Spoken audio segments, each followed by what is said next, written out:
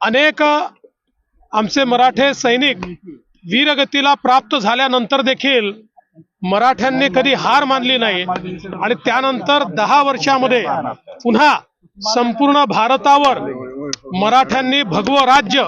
प्रस्थापित केलं आणि दिल्ली देखील जिंकून दाखवली। आणि म्हणूनच ही जी मराठ्यांची वीरता आहे, हे जे शौर्य आहे, छत्रपती शिवाजी महाराजांनी जे हिंदवी स्वराज्य सुरू केलं, ज्या हिंदवी स्वराज्याची स्थापना केली, त्या हिंदवी स्वराज्याला ज्या प्रकारे त्यानंतर छत्रपतींच्याच आशीर्वादाने संपूर्ण भारतामध्ये पसरवण्याचं काम हे आमच्या मराठ्यांनी केलं। त्यात पानिपत एक अशा प्रकारची लढाई आहे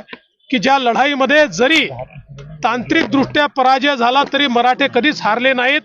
आणि त्यांनी आपलं शौर्य सातत्याने इतकं वाढवलं की त्यानंतर या भारतावर अशा प्रकारची आक्रमण करण्याची हिंमत कोणाची झाली नाही।